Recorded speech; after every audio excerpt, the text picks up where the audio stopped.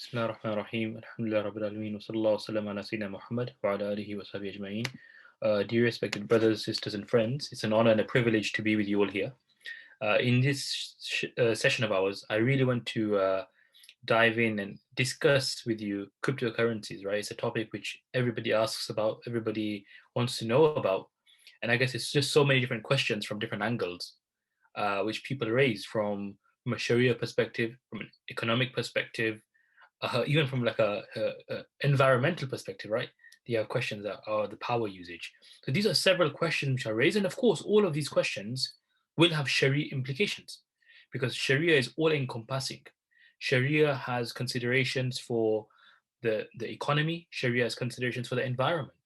So whenever we develop a Sharia narrative, it's very important we are comprehensive in our review. We're not just looking at legalities, but we're looking at how this any phenomenon that we're reviewing is impacting several areas, and then we come up with a holistic kind of narrative on an issue, and a holistic guidance, because as you know, Sharia and Islam is a holistic guidance. It's not guidance which is restricted to one domain or one field. And so hopefully in this session, we'll introduce what crypto assets are. We'll dive in and understand what is Bitcoin, right? What was the objective behind Bitcoin? Does it align with Sharia principles?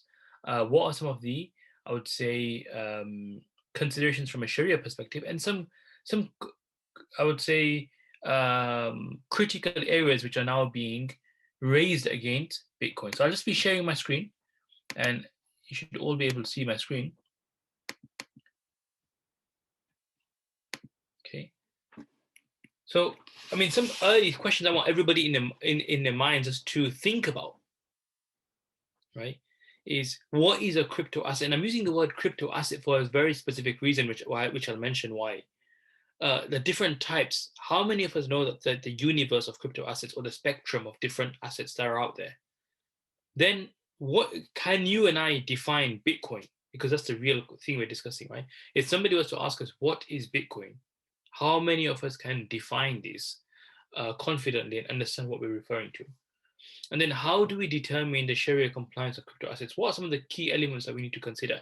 So these are questions which we all should have in our mind throughout this session, because hopefully these questions will be answered as we go along.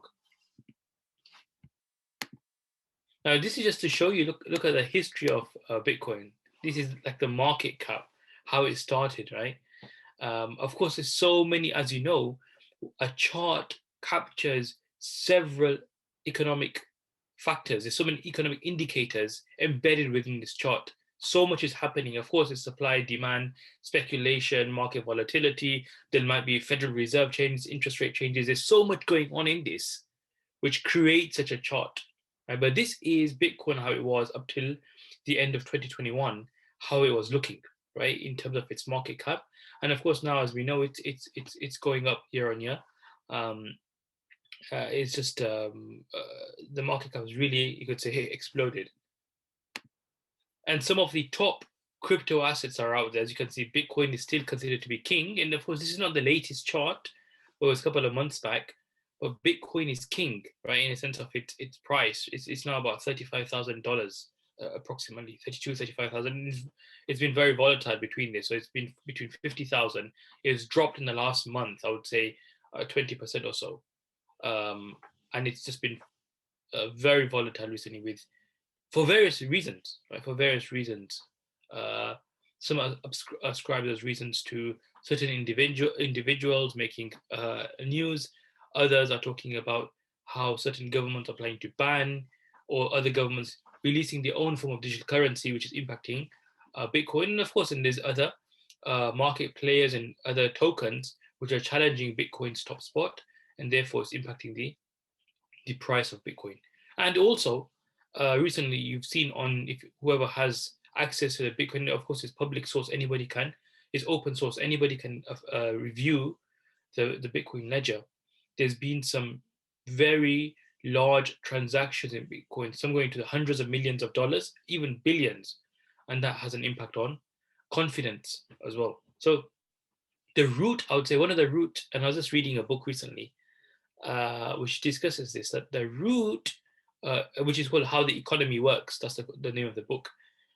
He argues that while supply and demand and everything is there, he says what underpins supply and demand is really confidence, right? Is a confidence in the people, and he shows how in the Great Depression of the 1930s, as well as the global financial crisis, and even in the 1970s, some of the economic the world had seen, some of the crises that we had seen, it was really confident at the root of it, which impacted low demand, and then therefore impacted supply. But this is just to give us an overview of how the value, the volume of this is operating. Of course, just this, and this is important to mention, numbers on their own, so the price, the market cap is not sufficient to determine something to be Sharia compliant, right? Because if you look at the derivatives market, it's one of the largest in the world, right? How many millions, billions, or trillions of dollars of forex has traded, but not all of that is Sharia compliant. The swaps, options, the way they traded, not all of it is conventional, it's not Sharia compliant. But their market cap, their volume, the trading, the size of that is huge, the markets. But that's not enough to determine something to be Sharia compliant. And therefore, we really have to look deeper within the instrument, the asset that we're understanding, discussing, reviewing, to see whether it aligns with Sharia principles. So looking at value and volume and market cap and supply is not sufficient on its own to determine something to be Sharia compliant. Because if that was the case, then we could have argued that even derivatives are Sharia compliant because of their volume and size. But as we know, there's several Sharia concerns with conventional derivatives. Right, so I think the first point to really think about is, where do you locate crypto assets? And why am I using the word crypto assets? It's good to just mention that right now. See, cryptocurrency is more or less now in amongst the practitioners and the industry, it's considered to be a subset, a category of crypto assets, because there's different types of cryptos. Not everything is quote unquote a currency, right? Not everything is intended to be a currency in this domain and space. Only certain cryptos have been designed to function as a currency. So therefore, if we were to use cryptocurrencies as a term to define all the cryptos out there, it would be inaccurate, because currency holds a very specific meaning and it conveys a very specific notion. So therefore, the word crypto assets it's broader, it's more generic, in that it captures several types of cryptos. And therefore, as an umbrella term, it's better to use crypto assets and then consider cryptocurrencies to be a subset. Some have gone to call these crypto coins, right? That's another common word that's been used in the market. What they call them, crypto coins, because coins again denotes and indicates to a medium of payment and exchange. But crypto assets is potentially the better word that's used and the far encompassing. But anyway, there's different types of as you can see, there's three points mentioned here. And these are what we call currencies informally in the market, right? These are known as currencies in the market. We have digital currencies, we have virtual currencies, and we have something called e-money, right? These are three types of areas. Where does Bitcoin and crypto assets that we're referring to, where does it sit in these three? Where do you find them? So digital currencies is an umbrella term which is used for all electronic money, whether it is virtual or crypto in form, regulated or unregulated. So if you were to use a very broad generic term, which would include e-money, fiat money as well, and any crypto money potentially, or all electronic money, that's digital currency. It's a very broad umbrella term. The Bank of England has written on this and other governing bodies. So it's a very broad term when we use the word digital currencies.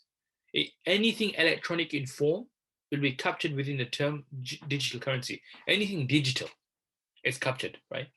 And therefore, even your e-money really is part of that. What is virtual currencies then?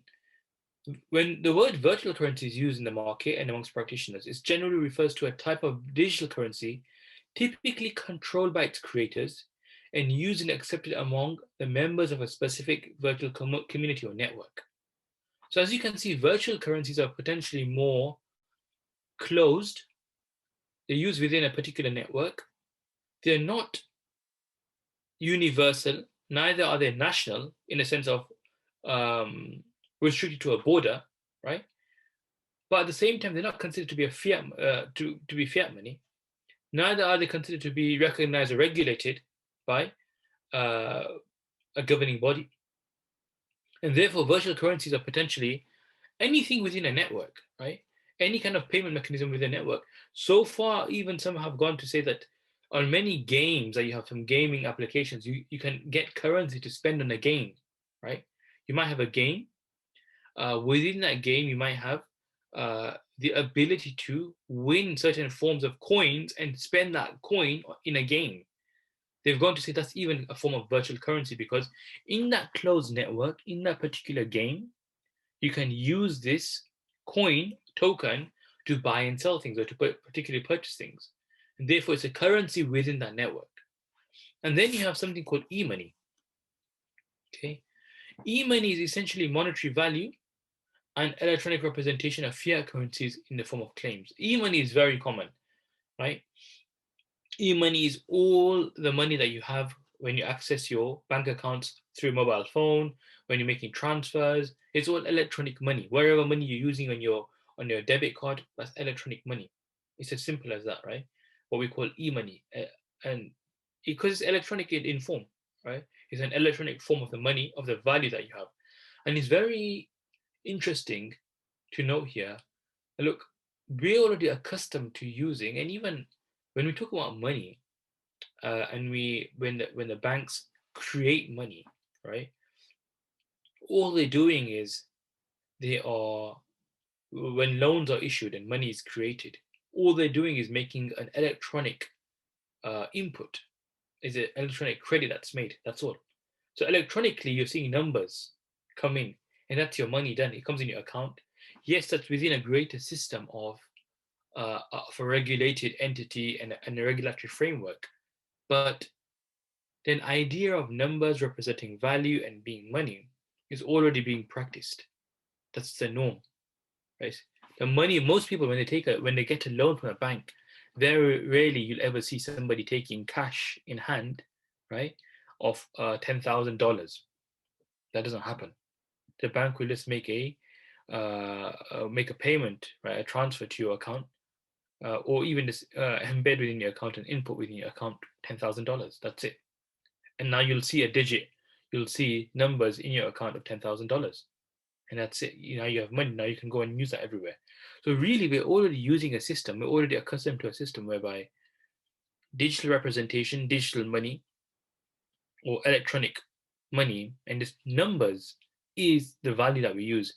The the question is, why are we so accustomed to this and we're so oblivious? Is because we see it as a greater system. It's the confidence again, right? The confidence we have in the system underpinning it. That's what really ensures that we have value in that. Otherwise, in economies where confidence in the money is really low, nobody uses the money. They rather have a, a different currency. Generally, they use the dollar, right? In many countries where there's no confidence in the local currency, or it's become valueless, people do not use that currency. They are now using the dollar instead. So it's all about confidence, right? It's not to do with having numbers, rather it's to do with the confidence in a particular regulatory framework of a particular system. If we were to call it a system, right, that'd be far more, um, you could say, encompassing. So it comes down to confidence within a system. And most of us, we live in jurisdictions whereby we have confidence in our system, and that's why we are using the numbers that we see on the screen as means of payment, right? All we're seeing is numbers on screens. I don't have that money in real terms, or in hard assets and in cash physically in my hand. I don't have it, but I have confidence. I see this number on a screen. That's the money that I have, and I can use it. Other people will accept it, and I can get my needs. So it's about confidence, really, that goes down to the bottom of it. Because the same argument can be made for jurisdictions where there's no confidence. They also have electronic money, but it's not being used, right? So you can see the root cause, or the real factor is confidence. And what creates confidence is a strong system. right? This is more, you could say, the wider arguments that we're considering. That it's really confidence which underpins the system, which underpins the functionality, the operations of that currency or of that form of money. Okay, so when we zoom out, then where do cryptocurrencies fit within these three designations, three areas? Cryptocurrencies and crypto assets, shall we say, they fall under virtual currencies. That's where they sit, because crypto assets are working within a specific network, right? A virtual community. So whoever's part of the Bitcoin network will have the ability to use Bitcoin, and anybody can do that by just having a wallet and really getting Bitcoin, and you'll be part of that system. Not everybody has to run the ledger, of course, but you can be having that. You can be mining as well as an add-on, where it's not necessary. You can hold Bitcoin by just having the particular asset in your wallet. So if we define a crypto asset, as I mentioned, it's a broader term. How do we define crypto assets? They can be defined as digital representations of value that use cryptographic encryption techniques. This is one of the word asset, right? So crypto assets is made of two words. And it's important to discuss this and understand this before we jump onto Bitcoin, because these are some of the terminologies we should be comfortable with. So crypto and assets. The word assets signifies value. Anything which is an asset is a value. But of course, when we're talking about crypto assets, it's a digital representation of value. That value can be anything. It can be monetary value. It can be value representing utility, value representing a service, anything of value. Service is value, utility is a form of value, money is a form of value, or even asset token, asset-backed token, it can be representing an asset. That's value. So when we're talking about value, it's something which we have some form of benefit from. And that's why we value that thing. We have a value for it, right? And so this is a very philosophical, right? To a lot of the see what Bitcoin has done has really challenged the economic thinking of people again, right? Has really made us rethink how we understand value, how we understand money, how do we understand systems and economies, right? How do we understand monetary networks? How do we understand monetary supply, monetary policy? But this is what Bitcoin has done. Bitcoin has really challenged all of this, has made us rethink on many things, and made us, even from a Sharia perspective, think about these different factors.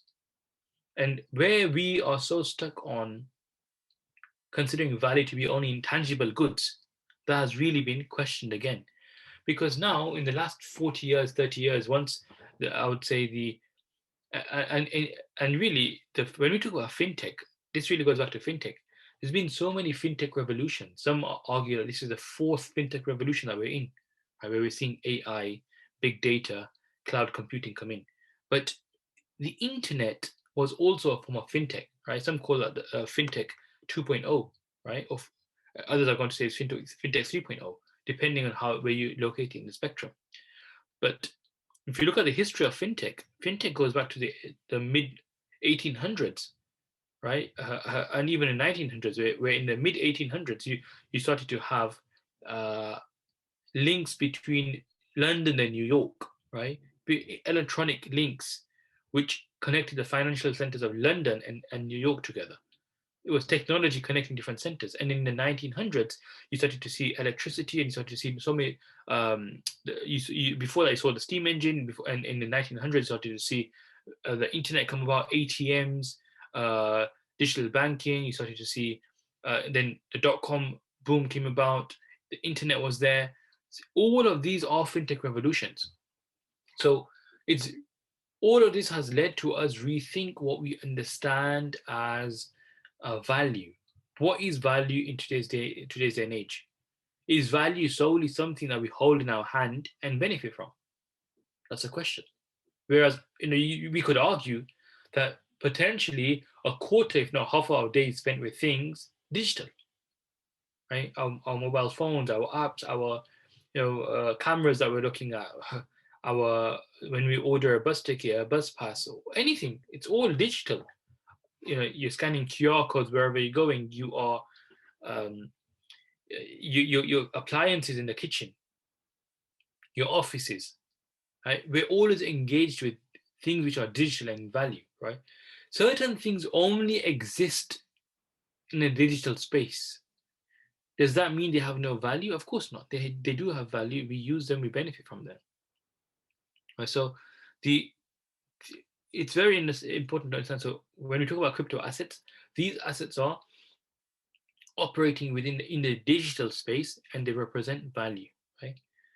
Um, and the word crypto defines the cryptographic encryption techniques, which is a specific mode or method to it's a mode of security, right? And that's a whole different area of discussion on what cryptographic encryption techniques are when we drill down upon them. But there's a lot written on this online which you can research and read upon. But it's a methodology of encryption and security. And because these two things have been brought together in a crypto asset, that's why we call it a crypto asset, because it's an asset in terms of its value, and in terms of its security encryption, it's cryptographic, and therefore it's a crypto asset. And then a wider question is what is a token? Because token is very synonymous when you talk about cryptos. It's a representation of another entity, asset, or even value or a utility. Okay. The asset is tokenized and represented as a token within a particular system. A token can represent an asset, a utility, service, a right, or anything, right? A token is so broad, and we'll talk about tokens in another session, but this is just to throw out there to make you understand that you have crypto assets, you have tokens, which are broad, and then you have coins and currencies. Just before we dive in then into Bitcoin, it's just good to understand where do Bitcoin sit amongst the different types of crypto assets. Okay, so you have cryptocurrencies, as I mentioned before, currency coins, you have tokens and transactional tokens. These words have all been used by different industry experts and different participants to refer to Bitcoin, right? A cryptocurrency is potentially the most common one, but there is currency coins, there's also transactional tokens. And that name comes from the fact that these are tokens used for transactions. And as I said, tokens are a very broad term as well. So, for example, Bitcoin, Litecoin, and Dash are examples of cryptocurrencies and currency tokens, since their primary utility is to serve as a medium of exchange and transfer value. The FCA, which is the Financial Conduct Authority, the regulator in the United Kingdom, calls these exchange tokens. Right? And that really defines what these are. Cryptocurrencies are exchange tokens because the idea is that they'll be used in exchanges. Okay, so that's the first type, and that's what we are going to be focusing on today. Of course, you have security tokens. What are they? They're defined as digital tokens based on blockchain technology that are similar in nature to traditional securities. They can provide an economic stake in a legal entity, sometimes a right to receive cash or another financial asset, which might be discretionary or mandatory, sometimes the ability to vote in the company decisions and or a residual interest in the entity. So security tokens are very much similar to your traditional securities.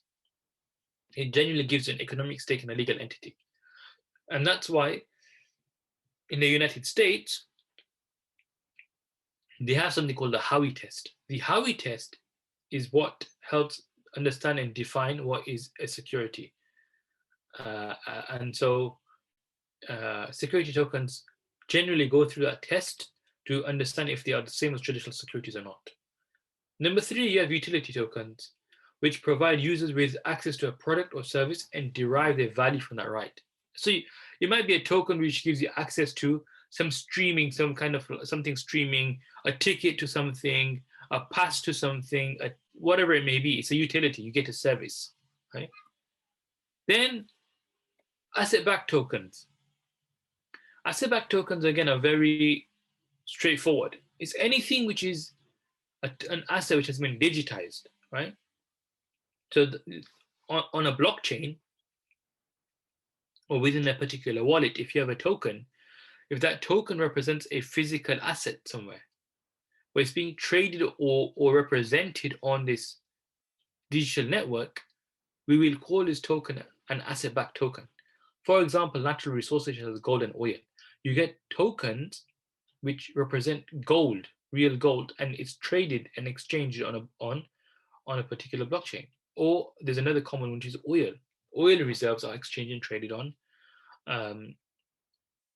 a network, right? So this is what we call tokenization, really, right? Just as you have securitization, you can tokenize certain assets, right? And you can begin trading them on an exchange, on a crypto exchange, or even uh, record the transfer on a blockchain. So you can use blockchain to really record the data as a ledger in relation to this particular asset. So that's number 4. Number 5, governance tokens. They grant their holders governing rights on a protocol, right?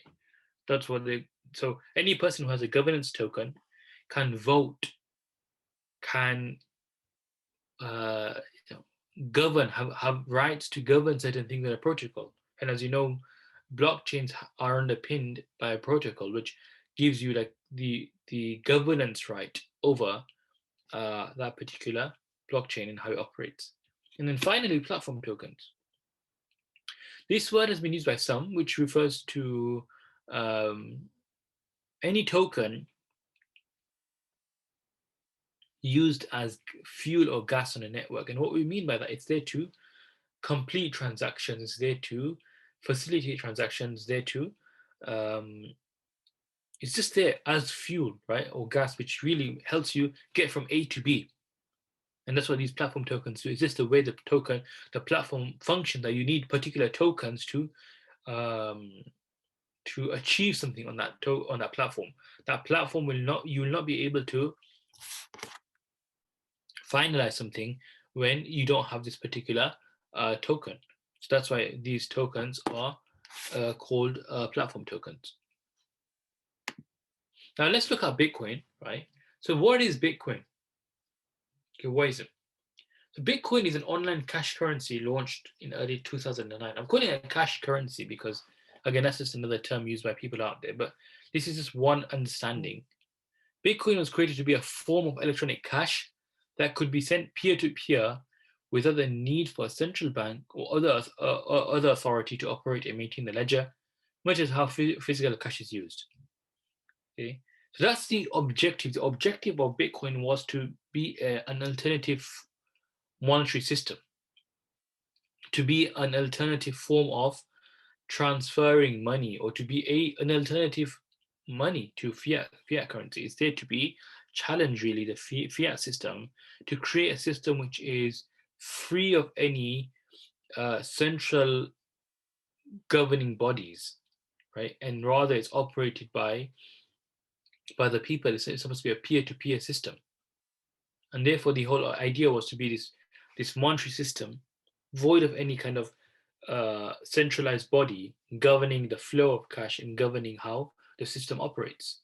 That was the idea of Bitcoin. It launched in 2009, and it's just been picked up ever since. It's been over 10 years. Potentially,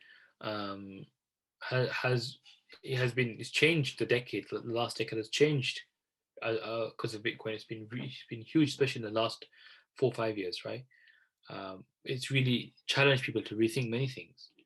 The engine that runs the Bitcoin ledger is the original largest blockchain. So yeah, Bitcoin has its own blockchain, whereas other currencies, like Ethereum, would have its own blockchain. But then many other currencies, cryptocurrencies, don't have their own blockchain, right? They use Ethereum or other platforms to they use those blockchains to create their products or coins on top of that. And then you have the very standard ERC20 coins, which are what's used as a result, right? But Bitcoin has its own ledger, its original and its own blockchain, and it has its own rules. Bitcoin works by paying miners, right? So this is in terms of its how do new Bitcoins come into the system? It has this kind of mining which is kind of form of genius. That's really smart the way the Bitcoin system operates.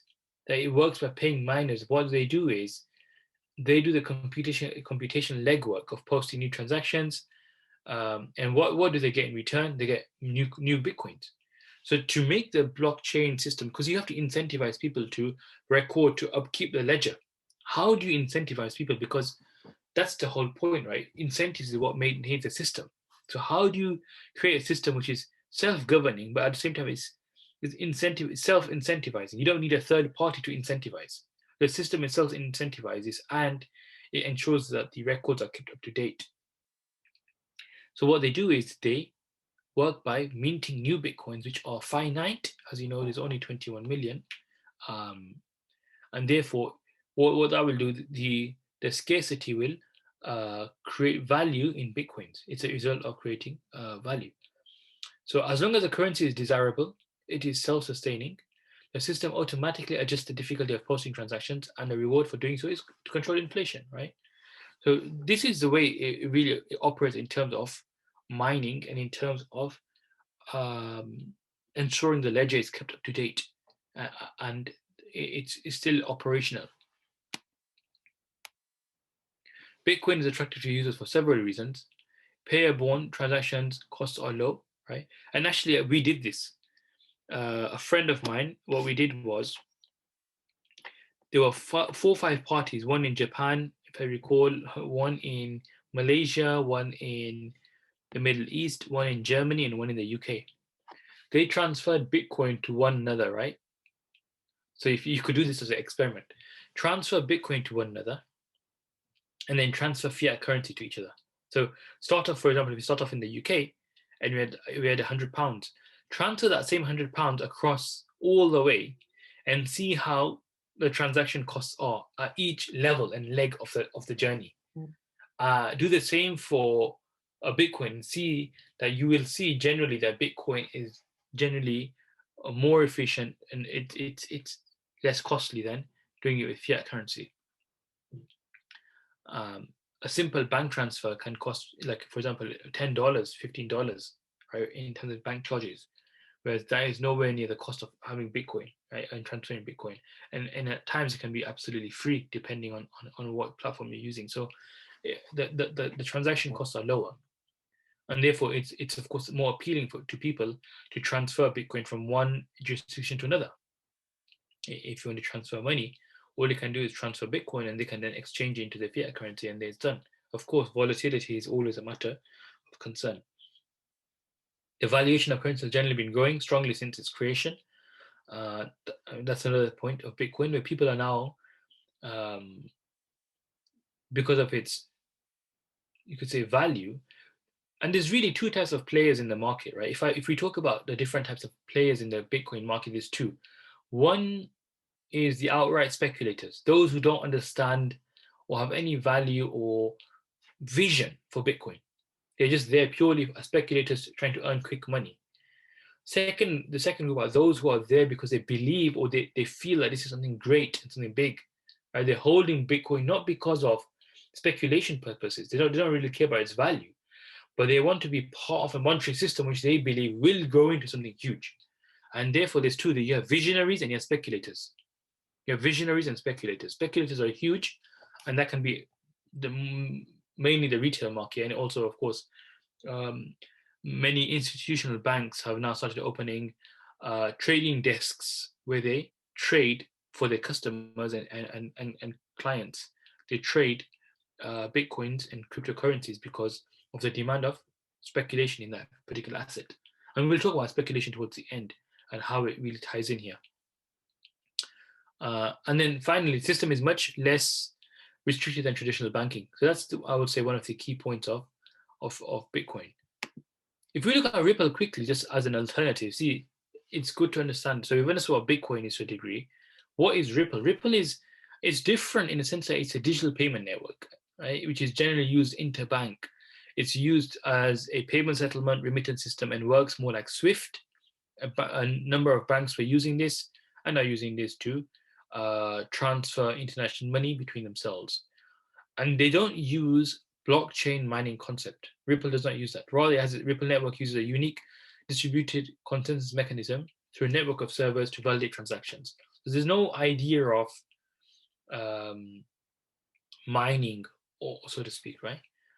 And the benefit of XRP is that it's very fast, lower cost, number of parties, visibility, transparency, and security. when it comes to transacting and exchanging money across different banks. So for example, the RippleNet is a consortium of more than 200 financial institutions based in more than 40 countries. And RippleNet has been recently in the news for some issues, but this is generally RippleNet is it was very well used, and it's a very common platform to exchange money. The XRP token is a key token in the Ripple network. The same $100 can be converted instantly by Peter to equivalent XRP tokens, which can be instantly transferred to Paul's account of a Ripple network. It's that quick. It's a very fast, very efficient method to transfer. And usually it's settlements. It's generally, as my personal, the way I've seen it is, it's used more or less by banking and financial institutions, not so much by the I would say retail market. Now, when we zoom out and come, okay, from a Sharia perspective, we've understood all of that. How do we analyze all of this in Sharia, right? Because that's a real discussion. From a Sharia perspective, we have to understand, look, anything that we buy and sell and trade, it falls in one of these areas. So whatever you buy, whatever you sell, will be one of these things. It cannot be beyond this, right? This is probably the way we understand everything Sharia in terms of assets and traded items. So number one, it'll be mal, right? And I will discuss what that is. It can be manfa'a, which is usufruct or service. It can be haqq, a right. It can be a debt, or it can be none of the above. So mal, right? I'm on the next slide. I've just got a bit about mal. Let's understanding what mal is, right? And we'll go back to the slide, discuss the others. Look, the scholars define mal, which is, if you call it property, if you call it property is generally the word used for mal. But this Arabic word of mal, if we define it amongst the different scholars, the Hanafi scholars, they have two criteria to define mal. They say something which is desirable and storable. The idea, according to the Hanafis, is mal is anything which is people desire, people have an inclination towards, people want and want to use it, but at the same time it's retrievable. And that's what storability means, meaning if you ever want to use this, you can always retrieve it and get access to it. Why do they make that distinction? The Hanafi scholars are the only scholars which distinguish between services and assets, or mal, right? They distinguish between manfa'a, which is services, usufruct, utility, and mal. They say these are two different things. They're not the same. What defines the two and what distinguishes the two is a service is something which is never in existence. A service is only something which you derive and gain when you're using something. Whereas mal, an asset, is something which is always there.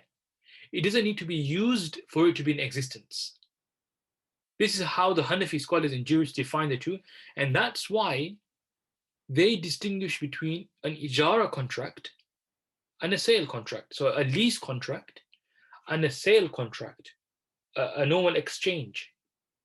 They say these are two different contracts because in a lease contract, the subject matter is non-existent, is not existing, which is the service, because that will only come into existence when you use the asset which will give you the service and benefit.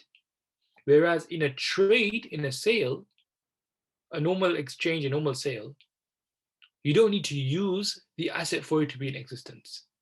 And so the Hanafis distinguish between services and assets, which personally I find to be very useful, because that's why ijara, the principles of ijara, they differ to the principles of sales. Because if, for example, I have leased something for 1 month, and during the month, 15 days into the month, the item that I have leased from you is destroyed, I will only be liable to pay you for 15 days worth of service. I will not pay you for the full 30 days because I did not benefit from the utility. I did not get receipt of the utility for full 30 days. Whereas if I bought something off you, I'll have to pay you from the outset, I'll have to pay you the full amount. Even if it was destroyed after 15 days, because I've received the entire item from the day one, from the outset, I'll have to pay you the full amount. Whereas services are received what they call in Arabic shay'an fa shay'an, which in Arabic means gradually. We receive benefits gradually. And therefore, that's how the scholars tell you, look, there's a clear difference between ijara and sales. And to call both of them mal and call manfa'a mal would be different because mal is very specific. Of course, the other madhabs don't have this view, but what they say is the fact that mal is something which is desirable. They don't have the other madhabs don't have this condition and criterion of storability. So the Shafi'i school, the Hanbali school, the Maliki school, they don't have this view of storability. What they say is, as long as something is beneficial, it's mal. It's as simple as that, right? That's why, according to the other madhabs, it's very easy. They'll call services manfa'a mal. Usufruct will be mal according to them. So will huquq, rights. And rights is a very big discussion, a very big debate among scholars and even amongst practitioners. How do we understand rights, financial rights, easement rights, right? There's many types of rights that we have nowadays. So where the other madhabs consider rights to be mal from the outset because they are used and traded, the Hanafis were very, you could say, cautious in their approach in defining mal, manfa, and huquq all separately. They gave each one a separate definition, separate principles governing them, but they all recognize that if anything ever became traded customarily or was very commonly traded, that would automatically become mal, and therefore all the principles of mal would apply. So the net result is really the same amongst all madhabs, right? All the madhabs agree that if you have something which is traded very commonly, then that will become mal. That is a real truth, and that is potentially removes all the conflict between the schools of thought. But there's been different journeys in reaching this kind of conclusion. So that's what mal is. Manfa, as I mentioned, is the service and usufruct. Huquq, their rights. How do we understand rights? And the reason why this is important is because when we talk about Bitcoin from a Sharia perspective, it's very important that we can identify where Bitcoin fits. Where does Bitcoin fit? Does Bitcoin fit under mal? Does it fit on the manfa'a? Does it fit under huquq? Is it a dain? Is it none of the above? So what are huquq and what is a right? A right is something that you claim of people, right? A right is really something which it rests upon individuals' shoulders, so to speak, right? It's a liability. I have a right to something, which means I can make a claim against you to deliver something. Or I might have a ticket. That ticket in and of itself, as you can see, in many instances, that ticket has no value, right? But that ticket will say that because of this ticket, you have the right to enter this particular premises. So the people who own the premises will give you the right to enter. Right? So this ticket exemplifies or shows that you have the right to enter the space. I have a right to a particular, you could say, benefit. So it's really the service provider, the benefit provider who has to deliver this to me. So a right is not something, so to speak, as a tangible asset or something independent. Rather, it's something which is claimed against an individual, right? Almost like a debt, right? That's why a debt is also a type of right that you have, right? It's a type of right that you have. And scholars have also called dain, debt, mal, because it eventually turns into money, right? Generally speaking.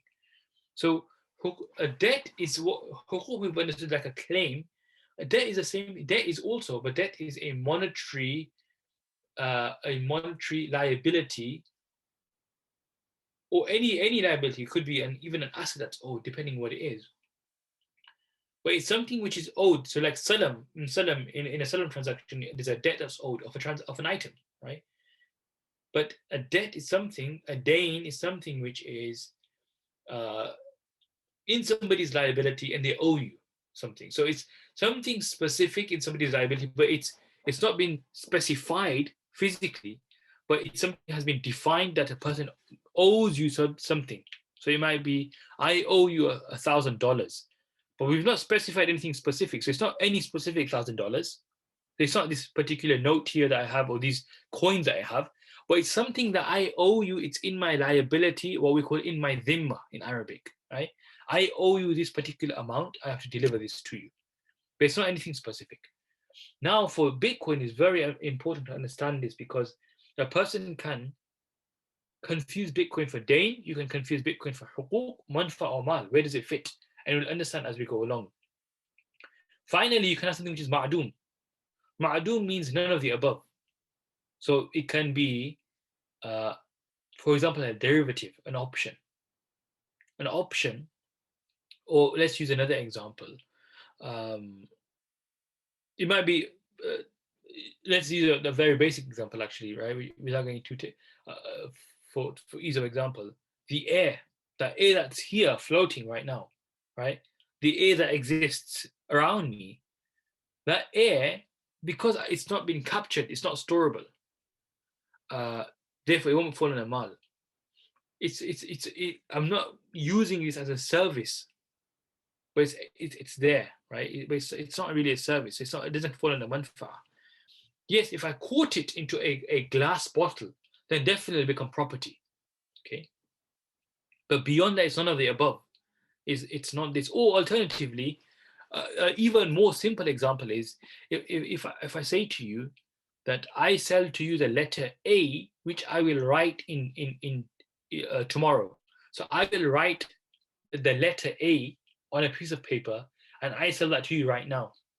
Because that's not mal right now, it's not a service right now, it's not huquq, it's not debt, it's ma'doom, right? So if I promise to sell something to you in the future, something which is non-existent right now, and I'll write that would become, that's none of the above, because in and of itself it's not existing. That's ma'doom. So when we've understood all of that, from a Sharia perspective, how do we trade something? To trade something, it has to be mal and it has to have taqawwum. Right? What does that mean?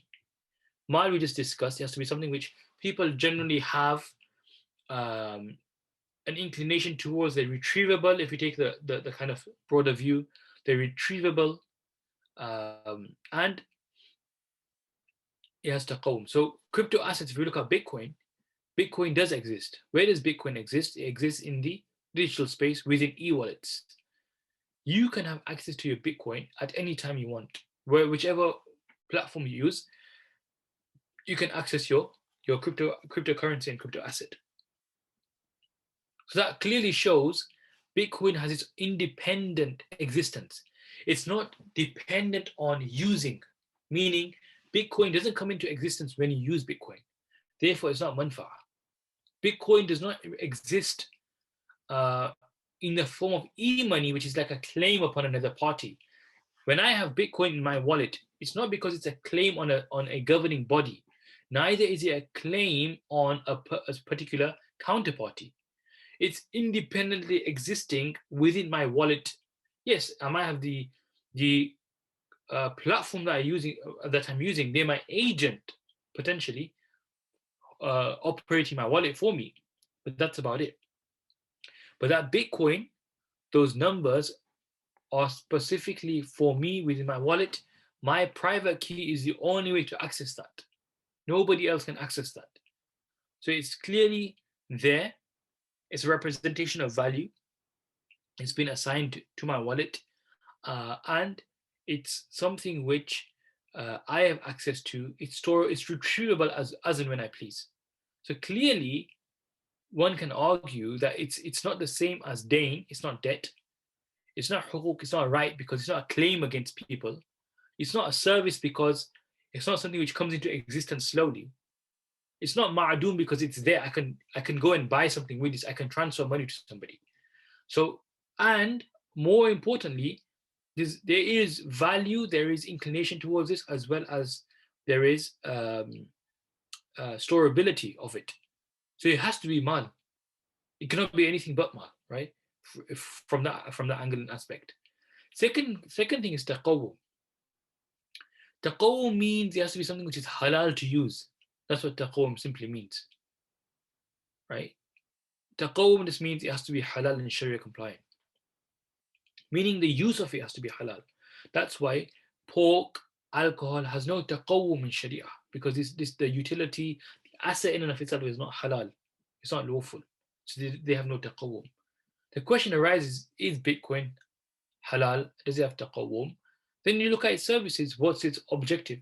The objective is purely transfer value. And it does not intoxicate you. It's not a gambling mechanism. It's not lending with interest. It's not something which is unlawful. The idea behind Bitcoin, it's purely to transfer value. The system is there to operate as a as a medium of exchange, right? So therefore, we can clearly see that Bitcoin, in my view, personal view anyway, has these two elements in there. It has mal and it has taqawwum, right? And to be honest, many scholars are of this view now. It's not something. There are individual scholars who opine against this, and look, we'll consider some of the arguments, but this is clearly something now which is more common among scholars when you talk about Bitcoin. So as you can see, there's three, four opinions among scholars nowadays who argue against Bitcoin, right? I've used the word crypto assets here, generally speaking, but we're looking at Bitcoins here. The first one is it's not Sharia compliant, right? There are some scholars of the view that Bitcoins are not Sharia compliant. They're of the view that they're not mal, what we just discussed. So according to them, they say, look, Bitcoin is nothing digital. It's nothing specific. It's not nothing physical. It has no existence. It's that contract for differences, meaning you're just changing something on a screen, but in and of itself, it has no value, or in and of itself, it has no real existence, and therefore it's not Sharia compliant. There are scholars of this view, and therefore they consider this to be gambling, right? And that is a view of certain scholars, and therefore such scholars are of the view that it's not Sharia compliant. The second view is that cryptocurrencies or crypto assets can be Sharia compliant. They do have existence. They are mal. They do have taqawwum. They are halal. But they are not necessarily currencies in the way we understand currencies. In fact, they are assets. Right? They are assets, but they're not currencies, because not every currency is an asset, right? Or not every asset is a currency, right? You can have a currency, but it's not. It's only used as a medium of exchange, or you can have an asset which is can be used in barter trades, but not used as a currency, right? So opinion two is really for scholars who are the view that Bitcoin is potentially a new type of asset which can be used as a medium of exchange, but that doesn't mean it's a currency in and of itself, right? It doesn't have to be a currency in the sense of the way we understand a currency, which is this kind of, if you have a global view to currencies, which is for something to be a currency, it has to be accepted by everybody. That's like a universalist view of currencies.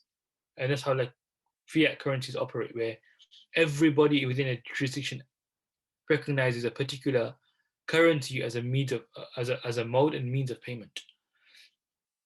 So that's really opinion two, which is a view of certain scholars. They say, no, look, Bitcoin is an asset, but it's not really a currency. It's just a means of, it can be used as a means of payment. It can be used as a medium of exchange, but that doesn't mean it's a currency. Right? Currency is something which is the default method of making payment, whereas this particular cryptocurrency is not the default way of making payment. Rather, it's a means of making payment.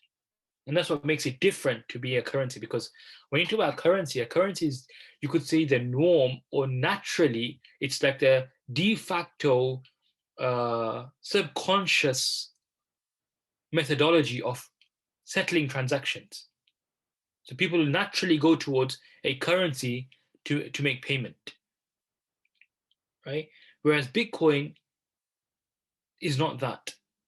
And therefore, it cannot be a currency. And other scholars argue in this view also, they don't recognize Bitcoin as a currency because there is a view that only those currencies which are recognized by the government can be a currency. This is also some views of Arab scholars, some scholars in the GCC and some Arab scholars. There is a view that no, it has to be government approved for something to be a currency. They say this because there are some classical opinions amongst the scholars which gave the rights to mint coins and money to the government. And of course, you can understand that. We can understand that. And my only argument against that is, in 500 years ago, 1,000 years ago, when everything was physical and everything was gold and silver, we can understand that if the right to create the currency for an economy or currency for a country was not centralized, you can imagine the kind of issues that could arise, because uh, you could have anyone making any type of coin, and there could be widespread fraud because of the lack of standardization, right? So what the government provided was standardization. It provided a methodology for security, to give confidence. So it's really the underpinning factors which are more important here than the right itself. So it's not that any system which gives confidence, any system which gives security, any system which removes fraudulent activity can play the same role as a government, because that's what the government provides. And we've seen in the world, in history as well, some governments don't provide that, and the governments have been abandoned. So it's not necessary that the government alone can provide security in the system, but yes, that is generally the norm. But there have been instances and cases where some governments have not served the people well, and therefore it's created more disorder than order, and more chaos and anarchy. So the real objective is for a system to create some kind of standardization, security, stability. And that's the goal here.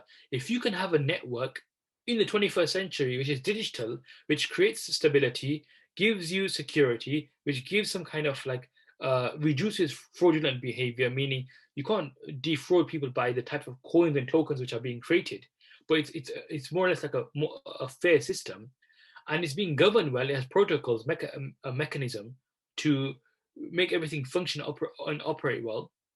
Then you could argue that's just more or less like an alternative to a government system, right? It's a very strong proposition to what a government can provide, and therefore that's really why certain scholars are of the view that you don't need government approval for a crypto asset. They say that from a Sharia, I'm talking from a Sharia perspective here. The Sharia wanted these notions of security, of stability, but it wasn't that this can only be provided by the government. Of course not, right? It can be provided by any system. That's the key thing. You need a system for this, and therefore, if you have a system in the 21st century which is underpinned by maths, right, a mathematical system which can deliver this, then why not, right? The final opinion with regards to Bitcoin is the potential to be Sharia compliant and can be currency. This is the view of certain scholars. They're of the view that cryptocurrencies are money. It is a peer-to-peer payment system. The fact that there's social concurrence in what we call istila in Arabic amongst people to use it as a means of payment is sufficient. You don't need anything else, right? You can use it as a means of payment. People can agree from a Sharia perspective. This is some of the views as well ascribed to scholars, classical scholars, even in the Hanafi school specifically, like Imam Muhammad and others. They're of the view that if people agree to use something as a means of payment, that can be a currency for them. We know the famous opinion of Imam Malik rahimahullah, and what's mentioned in the Maliki books, that if people were to accept the hide of a camel to be a means of payment, that can be a payment as well. It's what the people agree amongst themselves. And in fact, history, if you look historically, we've seen different types of payments. I mean, in the mid 1900s or even 1970s, if I recall, in the Republic of Ireland, they were using. There was a time when tobacco was being used as currency, right? Tobacco was used as currency. You had shells. You've had on the island of, I think it was called Yep, right? They used something called these stones, right? They were using stones in the bottom of the ocean or in the sea, which were the medium of exchange. I mean, these stones were the reference points of transacting. And there's a very good book on this if you want to understand money, which really defines and looks into what money is, because the heart of the matter is, what is money? That is the discussion. What is money? So there's a book called Money. The I think it's called Money: The Unauthorized Biography. That's what the book is called, Money, the Unauthorized Biography. I can't recall the author, but that's the name of the book. It's a very, very good book just to understand money. It doesn't talk about Bitcoin or crypto assets, but it just looks at what money is, and it talks about money being a social phenomenon. That's what it is. Money is a social phenomenon where it allows people to socialize, right? It's a language. It's a language which allows us to meet our needs in a very simple way. Um, it's a very, very good book, I would say. Um, it's worth a read for those who want to understand what money is, because I think the heart of this discussion goes down to understanding money beyond just what's fiat money, right? So we need to understand money beyond what is fiat currency. I mean, this is just for everybody's benefit. So if you look at the resolution of the Securities Commission of Malaysia, they've approved, of course, of crypto assets. They've defined digital currencies. They recognize digital currencies as mal, okay? Depending on what it is, it can be that which is based on technology. And I mean, this is when they define it. Is based on technology without any underlying digital currency in this form is categorized as urud, and is not a currency from a Sharia perspective. Okay, if there's no underlying, so if there's no underlying asset or anything, it's purely a digital currency. It's purely digital. They consider it to be an asset. It's not a ribawi asset. Therefore, trading of such a digital currency is not subject to the principle of bay' sarf. However, if it's backed by a ribawi item, it's backed by gold, silver, or a currency, it's a ribawi item. The rules of bay' sarf apply. If it's backed by ribawi items beyond gold, silver, and currency, again, the rules of riba will apply, and you'll have to trade accordingly. So the resolution is very powerful in that it gives you an understanding that, look, digital assets are now becoming recognized by authorities. So they make a distinction between a digital currency and a digital token. They also consider digital tokens to be recognized as mal under the category of urud, which just means assets from a Sharia perspective. In determining the Sharia status of a digital token, the following matters must be fulfilled. The proceeds raised from the issuance of a digital token must be utilized for Sharia compliant purposes. And number two, the rights and benefits attached to a digital token must be Sharia compliant. These are the two conditions which the Securities Commission put down in the resolution. And this is what you have to look at. So if there's any new token which is issued or any payment mechanism, the money that's been raised and the rights and benefits attached, they must be Sharia compliant. Only then can you benefit from the particular token and asset, right? And so, I mean, this is the last slide, which then we can just have a few questions and anyone want to share some thoughts. Look, the speculation is a major issue, right? But what does speculation mean in Sharia? Okay, the reason why I ask this question is because, and I want to write an article on this, is because speculation nowadays is I feel is misunderstood. You have, in terms of risks, you have two types of risks. In insurance and takaful, if you're talking about insurance, you have pure risks and you have speculative risks. Pure risks are those risks which are there when something goes wrong or nothing happens, right? If something goes wrong, it's a risk you lose everything or nothing happens. Speculative risk means you can lose, nothing can happen, or you can gain, right? It's a speculative method, right? So when you talk about speculation, speculation means you can win, you can lose, or nothing can happen. But that's what speculation is. In fact, trading, investing is known as speculative, right? If I invest in Sharia compliant assets, in shares, for example, in Sharia compliant shares, that is also known as speculation. The question is all types of speculation prohibited? The answer is no. Speculation is a very broad term.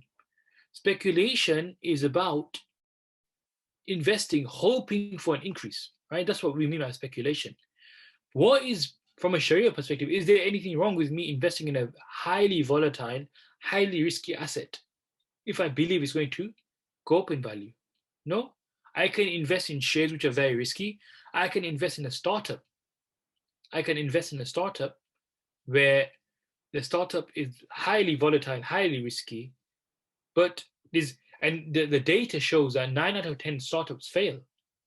90% of startups fail, right? Only 10% of startups are successful. So if I was to invest in a startup where 90% is likely, almost certain, I'm going to lose my money, right? Does the Sharia prohibit me from investing in a startup? It doesn't. Of course, I have to look at, if am I investing in something Sharia compliant? That's the key question. Where is it problematic? Where is speculation a problem? Speculation is a problem where I don't have enough money. I am either leveraging, borrowing money unlawfully. I'm investing beyond my means to make a calculated transaction where I believe will pay off, where I don't have the money right now. So, for example, you have one person who has only $1,000. He invests. He only has $1,000 altogether, nothing else. His entire savings, his current worth is $1,000. He invests $950 or even $1,000, hoping that Bitcoin will go up to $2,000 and he'll make some gain.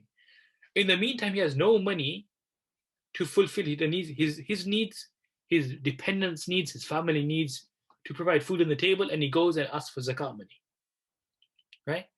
As an example, or sadaqah. This is one example. Alternatively, you have another person who has $100,000. You have $100,000.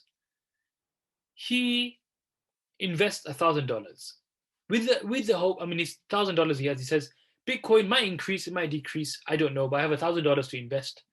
I hope it increases in investment, but that's it.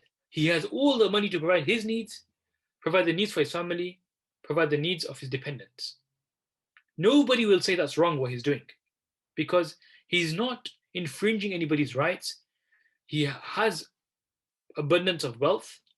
He's investing in something which can be Sharia compliant, and therefore although his mindset is speculating, meaning he hopes for it to increase. But every investor is speculating. Every investor speculates. It's a process you go through. You go through a very calculated mathematical process in your mind to make this kind of view that this particular asset will increase in value. So speculation is the norm of investments. Yes, everybody will object in the first person. Why are you investing $1,000 when this is the only thing? So that form of speculation is prohibited. That form of speculation is problematic, where you are investing, speculating beyond your means. You're borrowing money, you're taking just purely for quick win, quick gains without any kind of, and even the Sharia has no problem with you making a quick gain. There's no problem from a Sharia perspective. If a person invests in an investment which will mature in 1 month, for example, nothing wrong in that.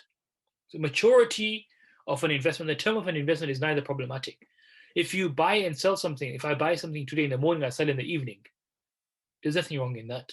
So the speed of turnover is not a problem as well. But what is a problem is this kind of the consequences that can happen to the people around you and to yourself as a result of greed, right? That's the problem at the core of it. So you're harming yourself and harming others, and that's where speculation is a problem. So when we speculate in Bitcoin, it's not purely problematic. And the word speculation is, I would say, it's a very broad term, and it can be misunderstood many a time. The second point to consider from a Sharia perspective, is it a currency, right? As we mentioned. And we mentioned some of the views up here, that Bitcoin does not necessarily mean it's a currency. But at the same time, it does not mean that it's not a means of payment. What I argue, and the way I try to frame it, is just because we don't call it a currency doesn't mean we cannot call it a means of exchange or a means of payment, right? Because currency has it's a very loaded term. When we use the word currency, automatically people will start debating, economic kind of principles, where they'll go to how economics defines money and currency. It defines being a store of value, a unit of account, a means of payment, a standard, right? The people will begin to throw such terms, such definitions, such elements at you. So it's not necessary that something has to be a currency for it to be a means of payment. It doesn't have to be. We can agree, and the means of payment will be this. So from that angle, Bitcoin can be an asset which is designed to function as a means of exchange, a means of payment. But does that make it a currency, a universal currency? Not necessarily. We can also call Bitcoin a particular currency for a specific network. That's another way to discuss and argue this. Whereas the scholars have mentioned, you can have urf and customary practice to be generic, general urf, something which is accepted globally. Or you could have a specific urf al-khas, what they call al-urf al-khas, which is a specific customary practice whereby we in a closed network can agree that this is a currency within this network. And that's perfectly fine. And the example of that is in a village. You can have a village agrees for a certain item to be their currency. So we can agree that on this digital platform, this is a particular currency. And that's absolutely fine.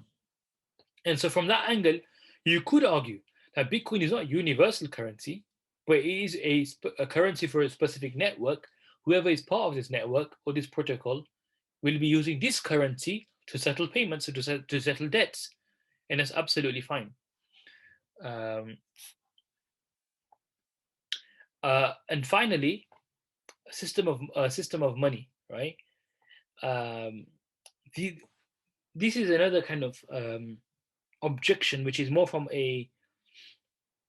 scholars argue that a system of money, does it have to be from the government, or can it be digital in nature, right? Or can it be something beyond the government?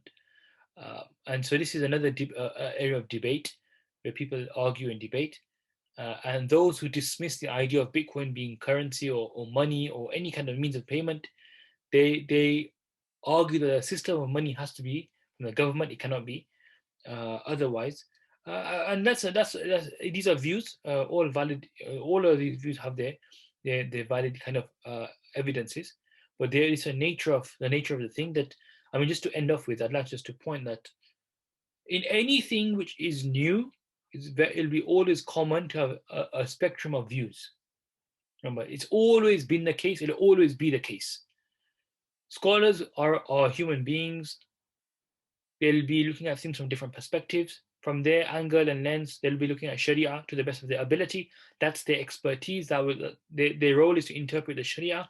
But at the same time, there'll be external factors influencing their views and thoughts, the economic factors, their research. There's many factors which influence. Even location. A scholar located in a particular country will have a different view because their context is different, right? It impacts the way you think, the way you see things. So the world view is different according to different scholars. And that's why it creates a difference. But what is very welcoming, regardless of what view the scholar addresses or puts forward, the beauty of all of this difference is the research that's created, the knowledge creation. That's the power, right? The power is not in the view, but it's in the knowledge creation. Because what that will do is that will allow experts as they come and new people who come to the industry to pick up these pieces and build a greater argument, to build these pieces together, put this jigsaw together and create a more robust argument, or to dispel some kind of inaccuracies. So regardless of the view of scholars, all the views of scholars are very appreciated because they always add value. Because a scholar who argues for the permissibility, he has to, if he's honest and genuine, review the counter arguments to create a holistic argument. He cannot just argue for it to be permissible and not address the issues raised by those saying it's impermissible. So all of this is very welcome. It's very good.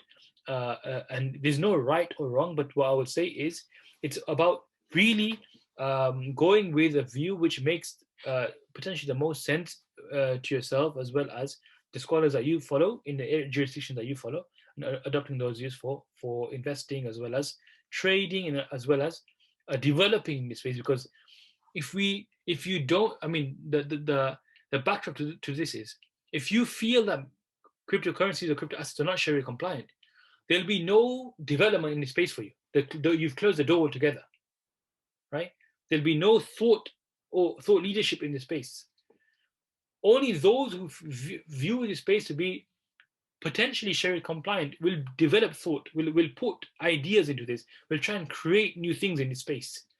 That's the benefit of thinking like this, and a benefit of at least researching into this. So inshallah, I end with this. If there's any questions, by all means, go ahead.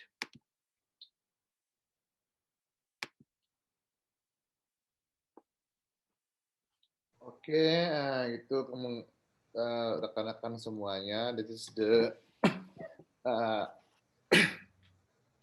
Mufti Faraz Adam has explained us a lot of way with the composite way regarding to the blockchain application. I think there is some few questions that still unanswered, right?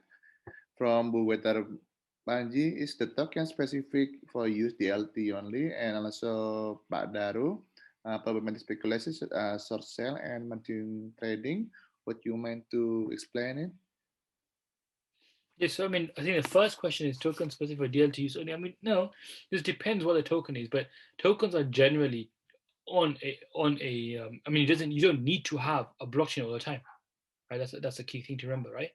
So the idea is a token can be used when it comes to use. It can be used for multiple things. It's not restricted for ledger purpose. I mean, remember the ledger is more about recording certain things, but you don't need a token you don't need that all the time, depending what it is what you're doing. So that's I mean, the second point is problematic speculation, such as short selling and margin trading. Yeah. So, but yeah. So I like what you put there. See, you're saying that speculation is problematic, which is short selling and margin trading. That means there could be speculation which is not problematic, right? When we say there's problematic speculation, that means there'll be also non-problematic speculation. So the problem is not in speculation, it's in what you're speculating in. That's the problem, and that's what I was trying to refer to earlier. Yeah, and you're absolutely right. Yeah, like margin trading, when it's done with interest, can be problematic. Okay, thank you very much. So if there are any another question, you can ask directly in English or you can deliver in Bahasa. I will get in to you. Well, from the tell us about the explain of the Sharia, what's the cryptocurrency, which is the halal and which is non-halal one, and it should be the bracket asset one for the halal one. But for you know that it's not all about the blockchain. It's not all about cryptocurrency. There is also a crypto asset. Basically, it has a lot of function on reliability. Okay. Well, Bapak jika ada pertanyaan atau apa bisa tanya langsung atau mau diskusi. There's any another question or discussion? Ibu-ibu. Go on. Sorry, for sudden questions that pop out in my mind. Actually, this topic is quite hard for me, especially to digest. For that reason, until the last time, the question I haven't. There are so many questions in my mind that makes me difficult to ask the right questions.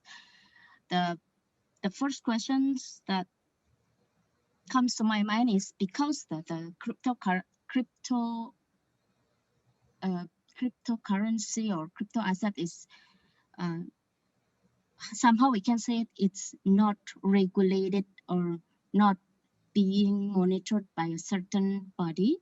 How do we, if there is a Sharia-based cryptocurrencies or Sharia-based crypto assets, how do they make sure that the system or the process itself complies to the Sharia? Is there any agency or anybody that govern the transaction? Is there any a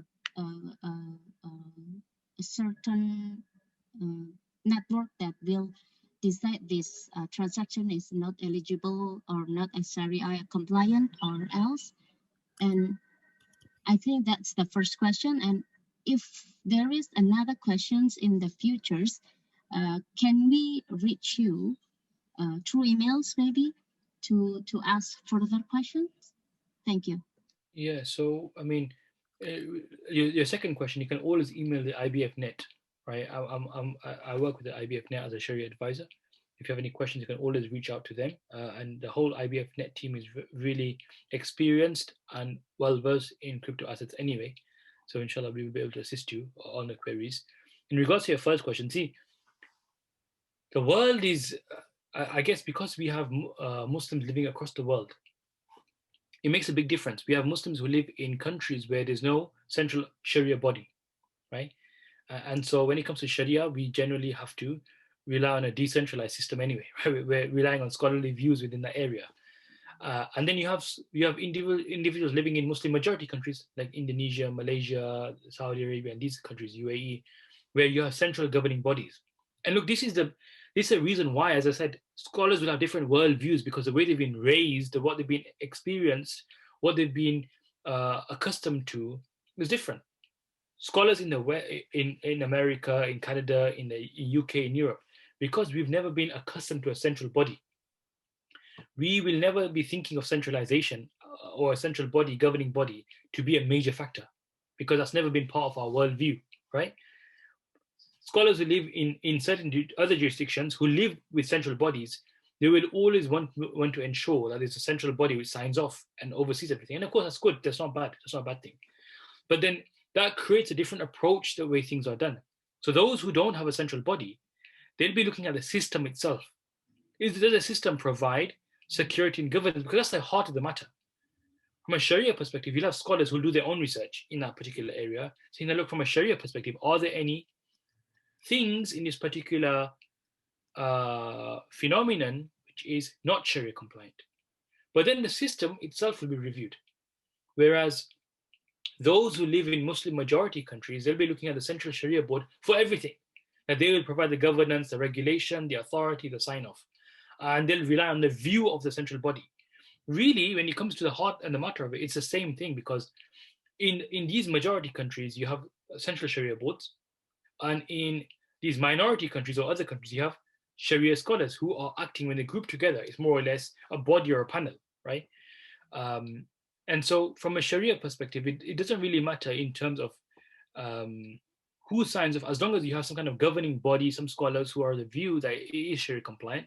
Yes, your central Sharia board, if you're living in certain countries where it's necessary for the central body to sign off and approve before it can become legal, then that's a different matter.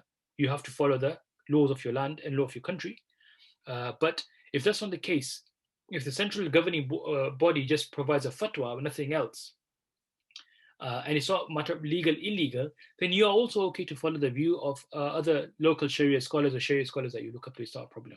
So I hope that helps in kind of navigating this area, because it just depends on where you live and the way your jurisdiction facilitates when it comes to Sharia boards as well as governing bodies. For example, in the UK, we have the regulators here, right? We have our Financial Conduct Authority and other regulators. Even though they have not approved crypto assets, they've not disapproved it either. So in a scenario where nothing's been approved, neither has it been disapproved, then it goes down to people, they research, and from a Sharia perspective, what is it from a Sharia perspective? The scholars will come with that kind of research and analysis. So I hope that helps. Okay, any more questions?